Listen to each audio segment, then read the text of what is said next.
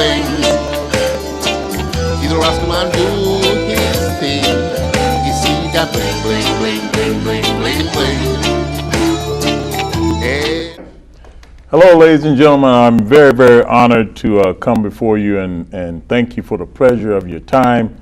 I have a gentleman who I have a lot of respect for. I consider him a brother and a Dallas Cowboy fan. So.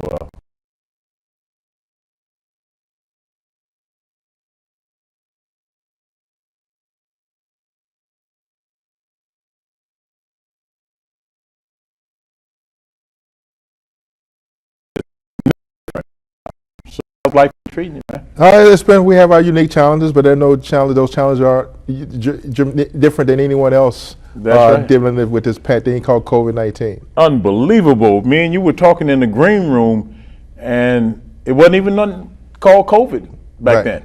Right. And now here it is, 2022. Something happened. I'm not quite sure what it was. Well, I think that it's been very reflective these last couple of years for me, and as a leader organization, but also too, living with the virus and how we can mitigate things as well. But also too, I think the ability for us to take those lessons learned. What have we learned from this whole experience? Right. And let's put some controls in place to mitigate the magnitude of some things happening in the past as well. And it's about collaboration. Absolutely. Now, did you get COVID yourself? Yes, I did, unfortunately. Wow. Had recently, and great work with the team. We've identified it through the home testing process. Right. And I did because of my severity of symptoms. I quarantined and isolated for 2 full weeks because I just had some concerns, and I didn't want any mitigation effects. I want to make sure that I was protected, but also too protecting others as well, because Did you lose smell and taste? I had the full gambit. Did you really? Of those things. Were you in a bad way? I wasn't necessarily in a bad way, but I knew that something wasn't right. Okay. And my doctor had prescribed me on a medication based on the presumptive issues that I've had in the past, and it helped mitigate those effects. It wasn't able to get any more severe. It was able to get it, start interacting, and mitigate it, and start to reduce the effects. Right. So, Kasim, why don't you tell the few people who don't know you in the state a little bit about yourself, your education, where you come from, et cetera, and fast forward to now. Well, I am my name is Kasim Yarn. I'm the Director of Veteran Services for the state. I grew up in Mississippi. Southern Boy, we talked about it before. MISSISS, PPI. And it began my long-time love of the Dallas Cowboys. Dun, and dun, that experience, so how about the Bill, Cowboys? don't you say nothing.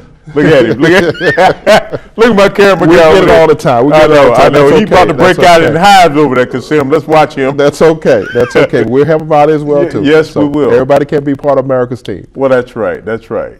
But I joined the Navy when I was 17. Came in on a delayed entry program. I started, and so once I got my high school diploma, I joined the Navy. I retired in 2016, and it's a calling, and I got the call to be appointed by now the Honorable Secretary Gina Raimondo, then former Governor of the State of Rhode Island, to assume the position, first-time appointee to the Director of Veteran Services. She created this position for you, did she not? Correct. It was the program was always on the books, but it was never funded. Okay. Through her hard work and through the budget process, she funded the position, and through the hard work of the General Assembly, they agreed with her and funded the position, and here we are today. That's outstanding. Now, Kasim, correct me if I'm wrong. You played a little football at Boston. No. I played. I was able to play sports, and going through high school. Okay. My mother would not allow me to play football. Okay. That's one of the sports that she saw something early on in the like process. Offensive lineman here. And that's the hard work at time with love, family, and all those types of stuff, and the love of food. That's a separate topic for a different day. There you go. But no, it's to that point, and she illustrated to me. She said, "Kasim, we got to go further here than you can with your physical prowess along those lines as well." I like that. It was and I understood why she said that, and it's so true today because education is the key to prosperity and across all fronts. That's right. And if we would take that basketball or football out of these kids' hands and put a book in their hand. I really can appreciate that approach. Well, I know that there's each they have their own unique challenges, especially growing up in today's world as well. But it's about providing options. Yeah. And those that are fortunate to go to college, those that are not fortunate to go to college, well, there's a career pathway for you as well. There's also a military option as well. So our job is to try to connect as a citizen, as an adult, is to try to connect the younger generation to those various pathways and help them along life's journey also. I like that. I like that.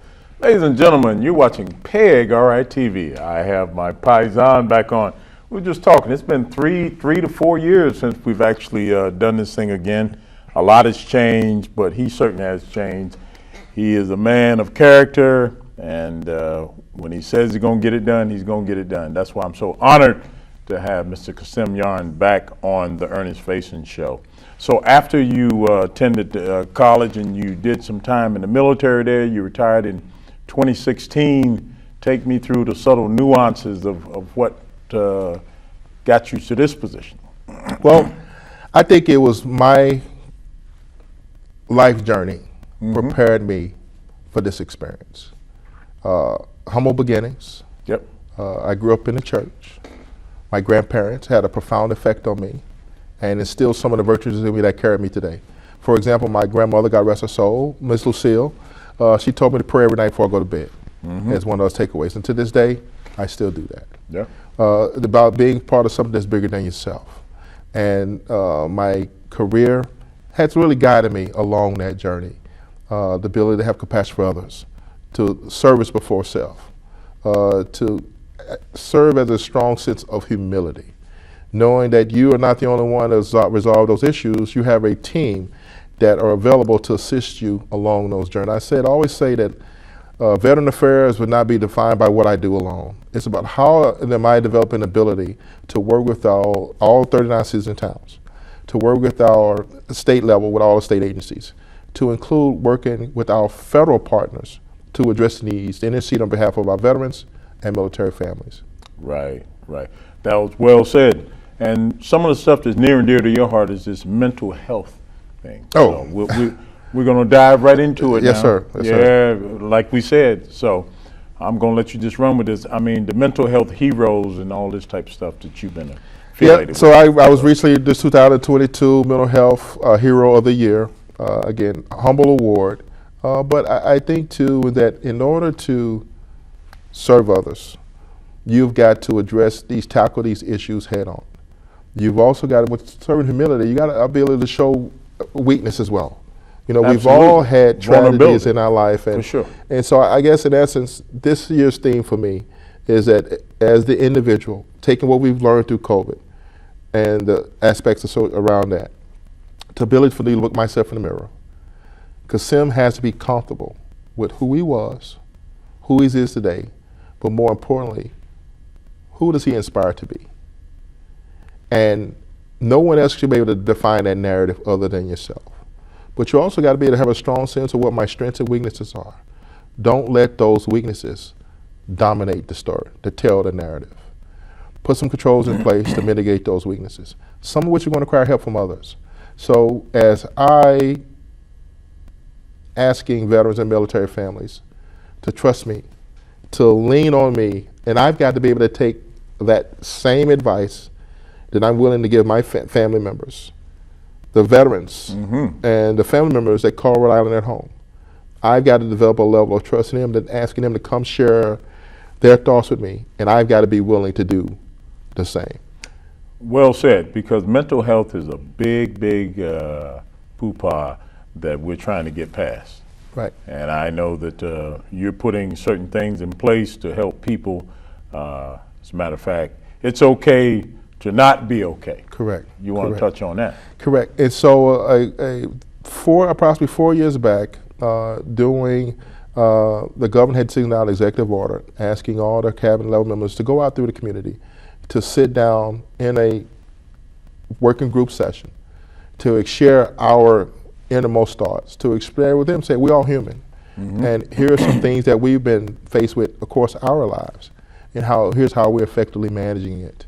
And that it is okay not to be okay. I'm not going to be 100% all the time. There'll be times where I need to take a knee, but by me taking a knee, it's my willingness to show that I'm vulnerable, that I need some assistance. And also, too, if that person is doing that, then we got to be there to support them. Yeah. And so that message needs to permeate across all states, all boundaries. And that's a tough one, because the military teaches you to suck it up, grin and bear it. Correct. But now what they're finding out is that that's not necessarily the best antidote to actually make that become reality. Right, and especially as an African American male, when we're not designed, equipped to be shown. Society says we're not allowed to show weakness. Right. It's very challenging, especially as a 6'5", 300-pound male. That's taboo. You're not supposed to show weakness. You're not supposed that you could cry, that you're vulnerable. But that's the wrong approach to take. So if I'm going to be a spokesperson, I've got to illustrate that show that I'm vulnerable, Right. openly show it, cry openly in public, because we were told to cry. But I learned this through the whole process, that dads cry too. Yeah. And we need to instill our children to say it's okay to cry. It's okay to show emotion, but do it in a constructive way that is not at the detriment of others, but also too, we are our brothers and sisters keepers. We are. We have to do a better job at loving someone, as opposed to finding the negativity surrounding that individual or those circumstances. I think too much machismo is the undoing of a male. True statement. So Yeah. true. So true. And I see it oftentimes. And if you're not careful, you'll fall into that pitfall, because the military, unfortunately, has kind of indoctrinated certain people who are not as strong-minded, possibly, as Potentially. us. But I Not like to paint everybody with a broad brush. Correct. You Correct. feel where I'm going with this. Oh, absolutely. Yeah. And the military has given me so many tools Yeah. to work with, to enhance my career, but more importantly, impact the lives of others. And we have got to do a better job at recognizing that, and doing the things that are going to uplift you spiritually. Correct. And while at the same time, learning from one's mistakes, learning from those issues, and share that story with others, because you're going to come somewhere through life's journey, you're going to come across somebody that has already traveled down the road that you're traveling. Listen to them, but more importantly too, there are going to people that are going to need on you to understand, okay, I'm having this issue, how can I help them? How can I intercede on their behalf? How can I be a listener? Who do I talk to when I can't feel comfortable talking to myself, or a family member, or an extended family member, or a neighbor, Right. or a colleague? So the leadership, would you say one of the attributes that you learned, was it Newport Naval War College? I was a student, yes. I was also a Right. faculty member, but I was a Yeah. graduate there as well. Well, yeah, Naval War College, ladies and gentlemen. The So, Naval War College. put the D on it. Get it right, Ernest. Hey, you're watching Peg TV. This man floats like a butterfly and he stings like a bee. His name is Mr. Kasim Yarn. Floating might be a little narrow term with my size, so float on water, yes. Float on water. Look at it. He come with I can jokes do a too. cannonball with the best of them. Yeah. Well, see, we can do this because we got a little history. And again, I'm so honored to have him on. We're talking about all things military. This would be the #1 soldier, in my opinion, in Rhode Island. And he was appointed by Ms. Gina Raimondo. I think he's doing a wonderful job. I'm so glad to have him back on. We're talking about some of the things that are plaguing the soldier nowadays.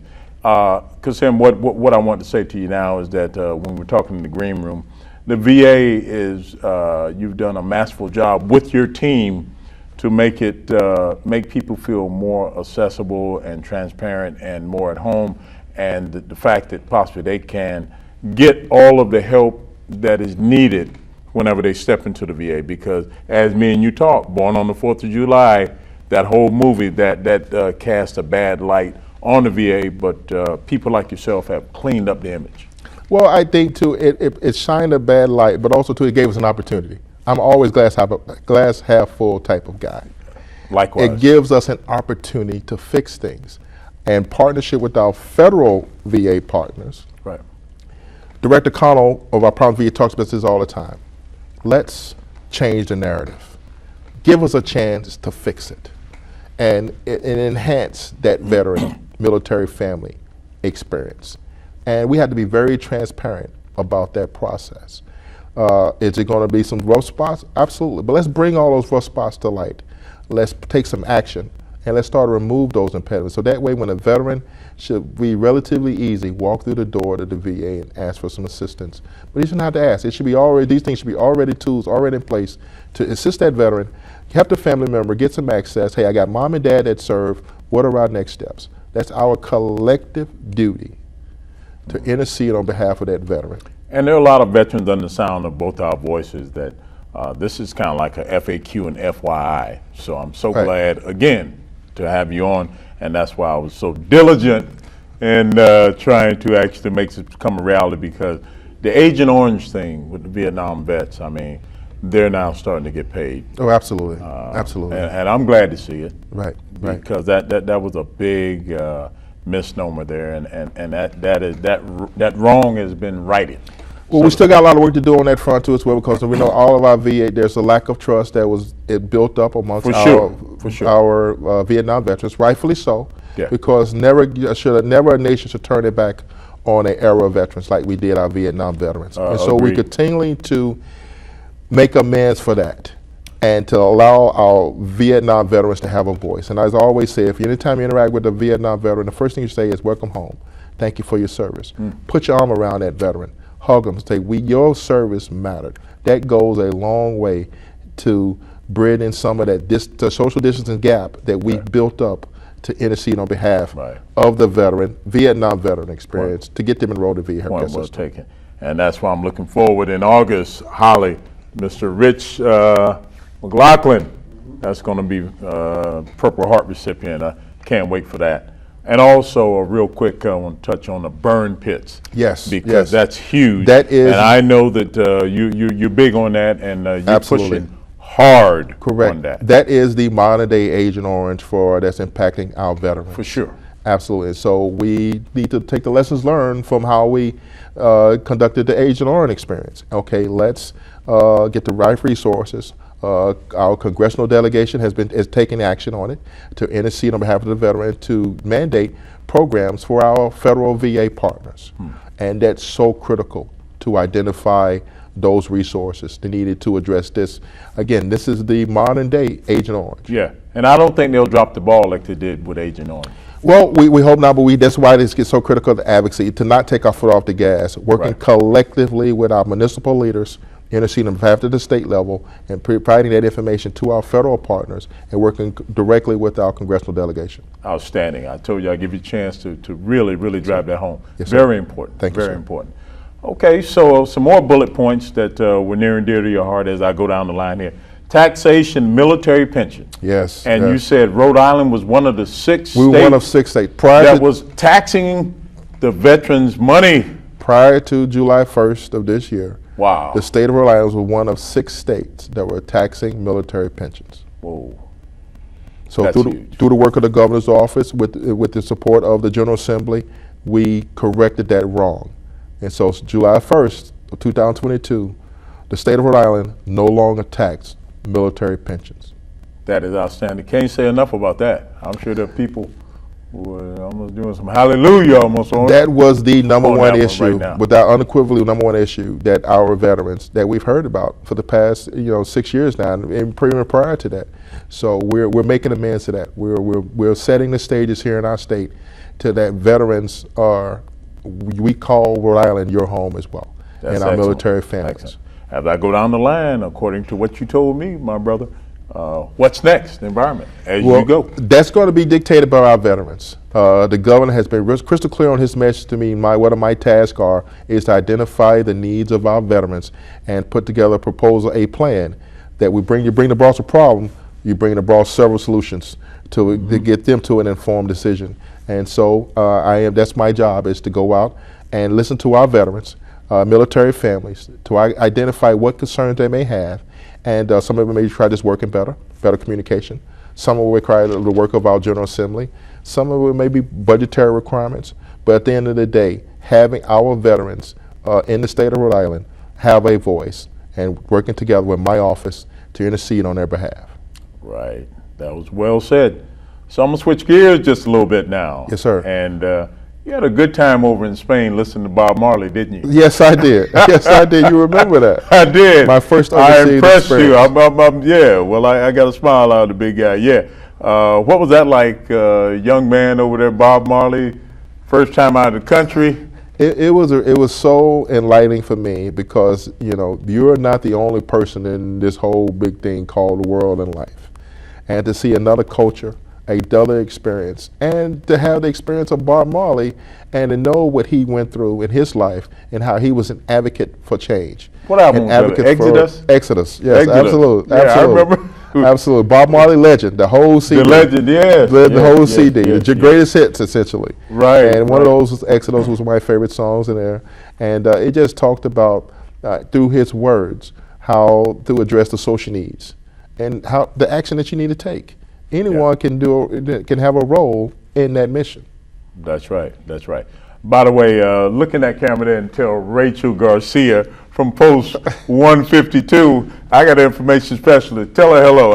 James Garcia, VFW, another great American out there doing great things for the community. She's on the show. She's Grace. We're good. Our presence there. What a very informed human being, and really has her heart in the right place. Absolutely, but it talks to that, you know, a person served, Right. and she served her country honorably. She did. And as she got out now, she's serving veterans in a greater capacity. She really is. And I see a lot of our veterans, they take off the uniform, but then again, they continue to serve in some capacity to help veterans, to ease some of that burden on them and to give them options as well. Right. You know, I've had people from Operation Stand Down. Absolutely. On excellent organization, VFW, you know, so we're just trying to pay it forward. Vet Center. Vet Center, yeah. Shout out to Justin Sharon. Yes. Yes. So yes. yeah, I'm all about it, man. Like I said, I was a military brat there at Fort Bragg. So Right. this is just the least that I can do, and just this platform that I have. Correct. You know, so you're watching PEG RTV, the Ernest Faison Show. I have my friend Paisan and fellow Dallas Cowboy, Mr. Kasim Yarn. We're talking all things military, and so we got a few more minutes. So we can now just kind of bob and weave a little bit. I'm just going to tell you that I'm not quite sure what Dak Prescott was doing with that ball for 14 seconds, and they ran him, but it left me just like you just did. What in the world was Kellen Moore, or whatever his name is, the play calling on that play? I look at it as a leadership problem. Either a leadership problem is an ability problem. You know, these things are planned. The coaches' mantra is to put the players in a position to make the plays. Correct. And the play calling is a process. But all through you train, you know, how you fight how you train how you fight. You know, if you're not seeing those situational football, understanding that clock, and that transcends time, because when I played basketball, didn't play good. It was on it. He did, but that goes to illustrate the whole season.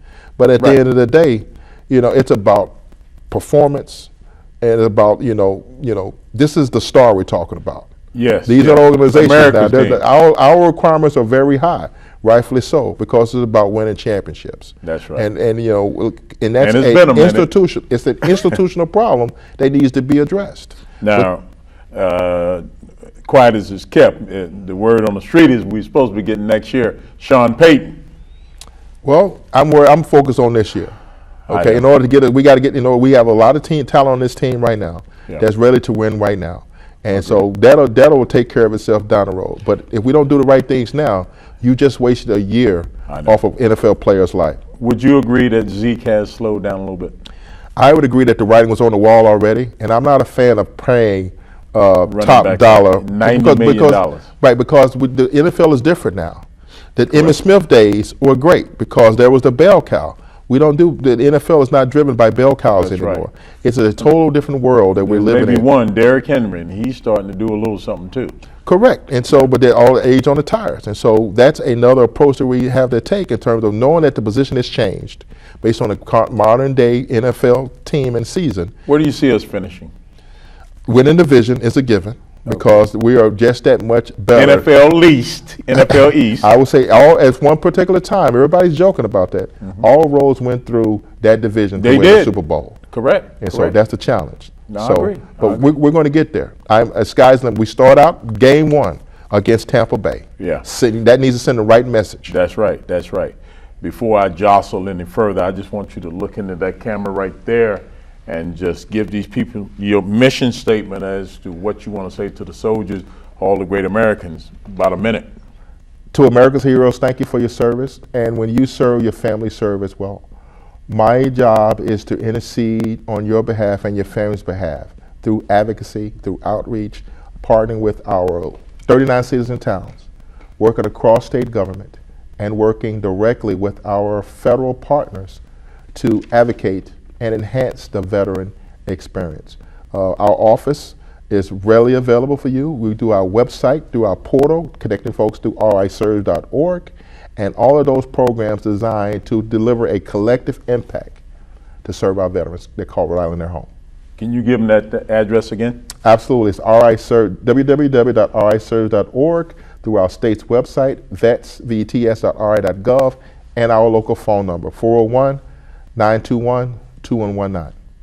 And there you go. Yeah. So it's very important that we got the business out the way. Yes, sir. Got to pay some bills. Well, oh yeah. First and foremost, don't put the cart before the horse. Yes, sir. And I really think you gave them a lot to think about, especially the burn pits. Oh, absolutely. That was absolutely. huge. That absolutely. is huge. As a matter of fact, there's a gentleman in the gym who's suffering from that now, and to have you on, it just brings back Thank real. You. And I've seen a lot of support from the families as well, because they're at the grassroots level, at ground zero, dealing with this on a day-to-day basis. So, and our messaging also has to include the family members as well. Right. So you like Cuban cigars? I'm a Cuban cigar fan as well. I've developed an aficionado over the years also. Cohiba. And you're still making wine? I'm still making wine in my as a hobby. I'm remembering these things. Yes, sir. Yes, sir. We're not doing the press anymore because, time, Space Force, but that's a 10-year requirement with the juice now, cuts that process down into a day. That's outstanding. Ladies and gentlemen, you have been watching PEG RITV, the Ernest Faison Show. We gave you a lot to think about. We have the Director of Rhode Island Office of Veteran Service, the Honorable Kasim Yarn. I'm so honored to have him on the show, to call him a friend and a brother and fellow Dallas Cowboy. He has given you a lot to think about. Please, if you have any questions, veterans out there, please reach out to this man, because he will, in fact, steer you the right way. I just want to say, if loving you is wrong, I don't want to be right. Take care of yourself until next time. God bless. We out. Okay, it's a wrap. Thank you, sir. Good That's stuff. how we do it. That was real good stuff. Oh, yes, thing. You see that bling, bling, bling, bling, bling, bling, bling. Hey, animal. Some people have to know the diamond ring. Driving around with spinning rims. Walking down the street in fancy things. But they really don't know anything. They just got bling, bling, bling, bling, bling, bling, bling. But they don't know anything. They just got bling, bling, bling, bling, bling.